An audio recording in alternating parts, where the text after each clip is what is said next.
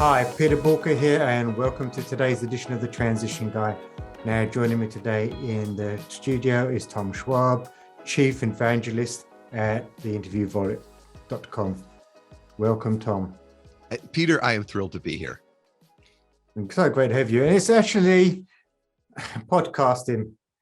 So you're a great evangelist of podcasting, and you're appearing on my podcasting channel. So that's going to be an interesting topic. And I suppose one of my questions for you today, because podcasting has been around for a while, and so many people now say, well, there's so many different podcasts out there.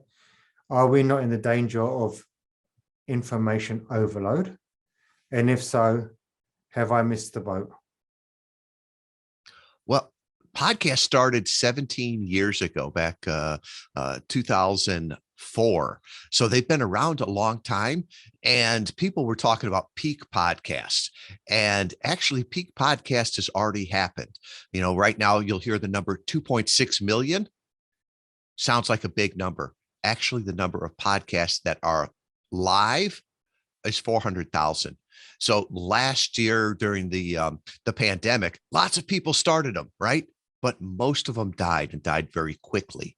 What we're seeing now is better podcasts, and the data is showing the average number of downloads or listeners is actually going up again. And so I think what we're seeing now is more quality over just quantity. And, you know, you can say what you want, but the quality has gotten better since NPR, BBC, some of those people have come into it. And I think the word podcast and what people think of as a podcast has also started to morph. You know, even 5 years ago, a podcast meant you listened to it on your Apple device. And now it is morphed. You could be listening to a podcast on Facebook. YouTube is becoming the great search engine of podcasts. You know, 2/3 of the podcasts now include video. You could look at a place like Sirius XM has bought podcast networks so that they can have that content. So it's morphing into different ways. And I don't think, if you look at it over the last 17 or 18 years, it's just continued to grow. And I think that really tells you that people like the long-term, the long-form dialogue. They like things that are raw, that are timely. And also, you know, context is king, content is king, but context is God. You know, with podcasts, you can get so micro in that audience there. So I think, you know, the audience has spoken on what they like about podcasts. And I don't see it going away. And the data shows that it's getting more powerful. It's quite interesting that when you start looking at what's going on with the whole Ukraine situation, how all of a sudden the news channels have put up a dedicated podcast dealing with that one particular issue, and are updating the content probably multiple times a day. We saw that early in COVID. Even there was a daily COVID, and all they did was give the numbers, right? And what a straightforward podcast that raced to the top of the charts there, because people were interested in it and they couldn't get it any other place there. The other thing too is, you know, it's one of the few mediums that can't be shut off, right? We've talked to customers before that, you know, they've built their entire business on Facebook, and then whatever Facebook decides, you violated the rules and they take it down. Someone else was a client of ours that had built up a YouTube audience, and they were monetizing it in the tens of thousands a month. Overnight, YouTube says you banned something. And this was a very family friendly channel. They appealed it, took forever, and it almost destroyed their business. So with podcasts, you know, you can kick somebody off of Spotify, but that's okay. That RSS feed can still go to, you know, 100 other places. So really, it's one of the few platforms as a content creator that you can say that you can actually control. So a simple question for you would be, so we take business owners that are tuning in, CEOs, etc. They're probably saying, well, podcasts are good for me to get my information from, but they probably never considered ever appearing on somebody else's podcast? What would you say to them? Today, I believe the biggest problem we all have is obscurity, right? There's right now thousands, tens of thousands of customers that are just praying and dreaming for your product or service, no matter what format it's in. The problem is they don't know you exist. Obscurity is your biggest problem. And in some ways, I visualize it when we're doing, as I'm a business owner too, when I'm starting to A/B test, what color the website should be or what color a button is. I look at that and say, it's like having a store in the middle of the desert and you're changing which sign converts better. It doesn't convert because you're obscure. So getting out there on podcasts is a powerful way to get known. People buy from those they know, like, and trust, especially with higher level, higher value, higher ticket items. It's more of a relationship than a transaction. And one of the things I hear a lot of people say is, should I be a guest or a host? And I always say, it's the same platform, it's different goals. So be a host if you want to nurture your current audience, if you want to nurture your current leads. But if you want to go out and get new exposure, if you want to get new leads, then tapping into other people's audiences, being a guest, is a great way to do that. And actually, how would they go about doing that? It's not as intimidating as it would seem, right? The technology now is very easy. Pretty much everybody's got, the equipment they need. Get a, $100 microphone or headset. Get, an internet connection. 70% of interviews are over Zoom. We all know how to do Zoom. And then it's really focusing on what audience do you want to talk to, right? Where would I find that audience? What would I do in order to give them value, right? To get known, liked, and trust there. And then I always tell people, Gary Vaynerchuk wrote a book called Jab, Jab, Jab, Right Hook. And I probably missed a couple jabs in there. I always say, serve, serve, serve, serve, ask, right? So if you want to be on somebody's podcast, don't just send them a creepy cold pitch. It won't work. We've proven that. Serve by listening to the podcast. Leave a rating and review. Right? We're all vain. We all listen for our names. If you leave a rating and review, the host will see it, right? Now, make a comment on the social media, share something on social media, right? Once again, you're serving. Start to build that relationship, start to earn your way onto that podcast. Then you reach out to the host, not with a pitch, but with a general human connection, and say, I enjoy the podcast. I've enjoyed this. Show them that you've investigated it. And I think I could bring value to your audience with this, right? So you've served. You'll have people asking you to be on the podcast, and bigger is not always better, right? Don't start with Joe Rogan, right? If you're a business owner, you could look at that and say, my people don't listen to that, right? We had a client that was doing a road show before they went to IPO, and one of his team members said, "Oh, you should be on the Joe Rogan show."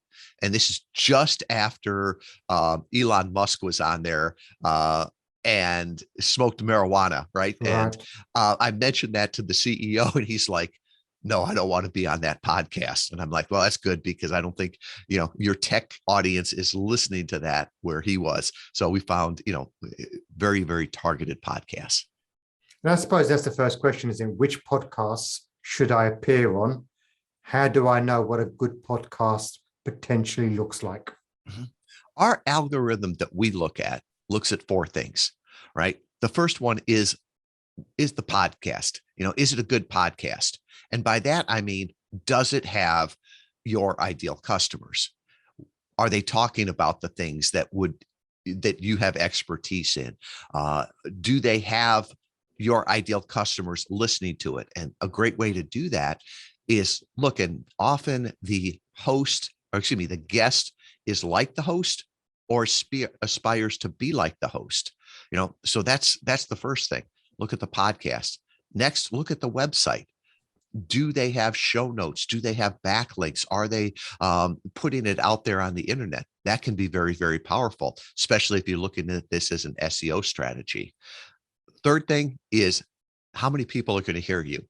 And hearing doesn't just mean the number of downloads, but it's also, do they promote it on social media? Is it the right social media? Do they promote it to an email list?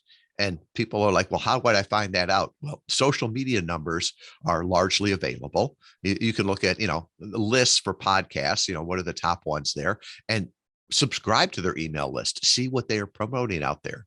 So we have the podcast, the website, how many people are going to hear you, and then finally brand affinity. That is so important now. You're judged by the company you keep. And often now, when you Google somebody's name, often their last video or the last podcast they appeared in shows up there. So, you don't want to be on a podcast that's not consistent with your brand. You're going to close a big 6-figure deal. Somebody Googles your name and you show up on some podcast that's not consistent with your brand, that could kill a deal. So that's the framework we use and we advise for picking podcasts. And I take it you ran that podcast framework when you reached out to me. We did. And thank you for saying reached out to you and not pitched.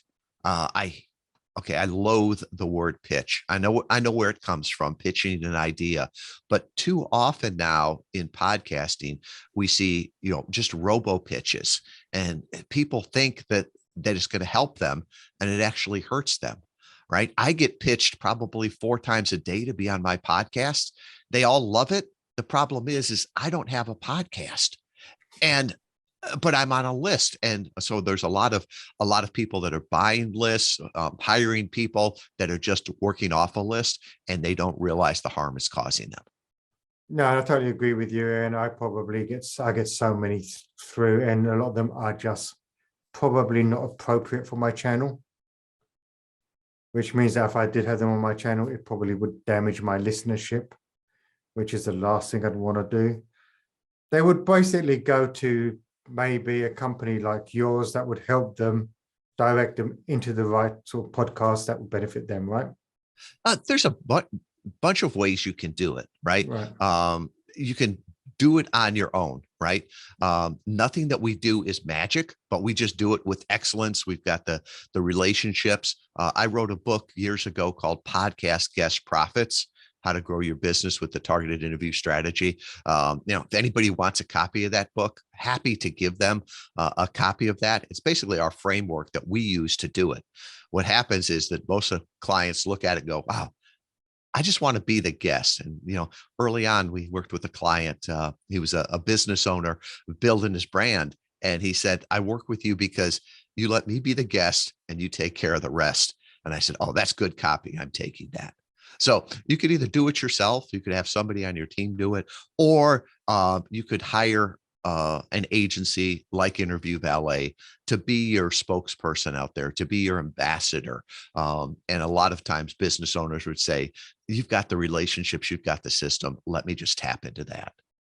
What would you say to people that are nervous and probably don't know how to do a podcast? They're not confident in front of the microphone, because we've all done Zoom and everything, but Zooming with people that is very different to jumping onto a podcast and actually starting to perhaps having to talk about your product, your service, and add value to the audience. For most people, it's something that they've probably never done in a digital format. How do people go about learning how to become good at this stuff? The question you asked is the same one that I asked myself probably 7 years ago. I'm an introvert. I wasn't comfortable with this, but I realized to grow my business, I had to get out there. I had to get the exposure. And am I the best public speaker? Heck no, right? When I was doing Toastmasters, I was always the person that said the most ums and uhs, but it's me. It's who I am. But that's interesting, because you've said the word when I went to Toastmasters. So you've obviously gone to a well-recognized institution to learn how to speak professionally. I I went there for probably 6 times and I learned, right? And I'm always trying to get better, but you don't have to be perfect because you're perfect for certain customers, right? You can't say enough of the right things to the wrong people or the wrong things to the right people. The other thing that I had to remind myself is we're blessed to be a blessing, right? You have learned things. And in the past, I could always say, well, I'm in Kalamazoo, Michigan, right? Who can I reach? Well, now with the internet, that's not an excuse anymore. The other thing I struggled with was, well, I'm not an expert. And actually, a friend of mine who's a lawyer helped me with that. And he's like, legally, you are an expert. And I said, what do you mean? And he says, well, the legal definition of an expert is someone who, by their training, experience, knowledge, knows more than the average person.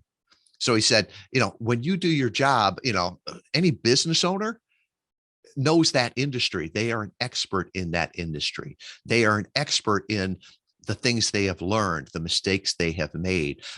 Your opinion, you are the world-renowned, undisputed expert in your opinion. So you have expertise to bring the world.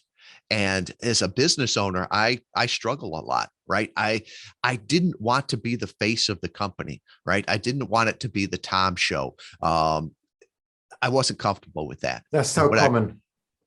It's common and also limits companies too, because today more than ever, people need to know who the face, who the name is behind the brand. And you've got to give people a chance to do that. HubSpot years ago did a study, and what they found is for them, when someone went to the About the Founders page, it was highly indicative of a purchasing decision. Really? People want to know who they're working with.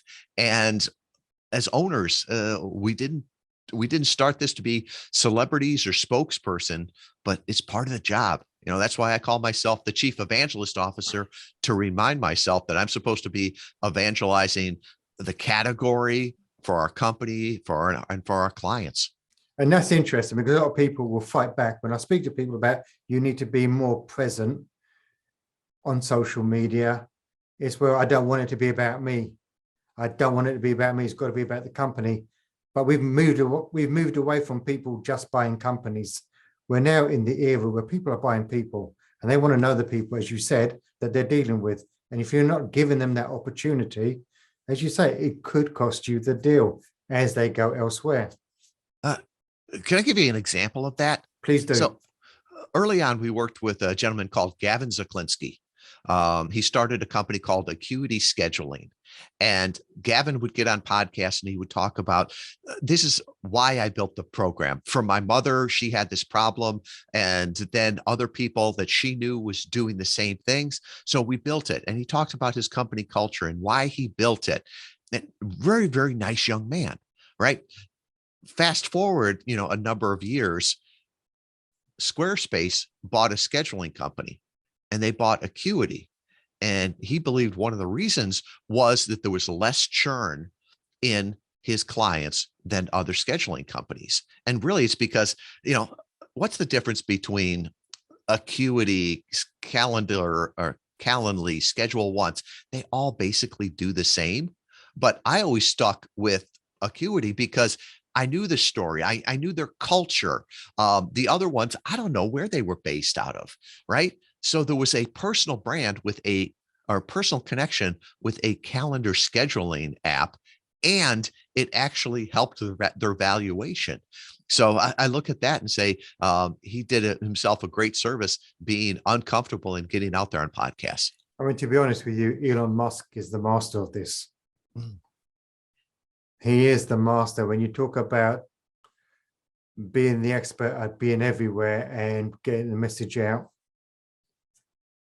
there's no one better than him. And he's quite an introvert as well.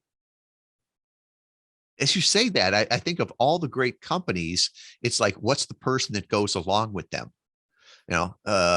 Tesla, Elon Musk, Apple, Steve Jobs, all of that. And then you get to some other companies and it's like, they're sort of nameless, faceless companies, and they're not top of mind. Nobody knows what their brand is. And you know what? With Elon Musk, there's people that love him and people that loathe him.